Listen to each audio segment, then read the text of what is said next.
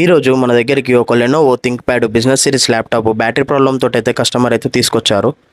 Laptop అయితే చాలా months నుంచి అయితే యూజ్ చేయట్లేదు అంట.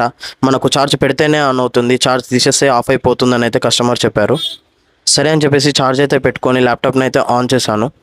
బ్యాటరీ సెక్షన్ ఎలా ఉందో చెక్ చేద్దామని చెప్పేసి బ్యాటరీ సెక్షన్ అయితే ఓపెన్ చేసుకున్నాను. అందులో 49% ఛార్జ్ అయితే చూపిస్తుంది.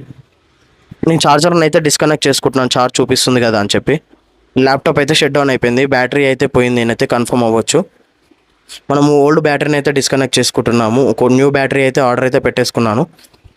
ల్యాప్టాప్ అయితే మనకు అవసరం లేకున్నా వీక్కి ఒక 2-3 టైమ్స్ ఆఫ్ చేసి ఆన్ చేసి నెక్స్ట్ వచ్చేసి డిశ్చార్జ్ చేస్తూ ఉంటే బ్యాటరీ బ్యాకప్ అనేది చాలా బాగుంటుంది. బ్యాటరీ లైఫ్ కూడా బాగా వస్తుంది.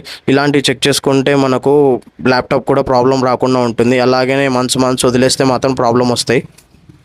ల్యాప్టాప్ అయితే బ్యాటరీ పైన అయితే ఆన్ అవుతుందో లేదో చెక్ చేసుకున్నాను, ఛార్జ్ కూడా అవుతుంది. ల్యాప్టాప్ అయితే హ్యాండ్ ఓవర్ చేశాను. ఇలాంటి మోర్ వీడియోస్ కోసం మన ఛానల్ని లైక్, షేర్, సబ్స్క్రైబ్ చేయండి.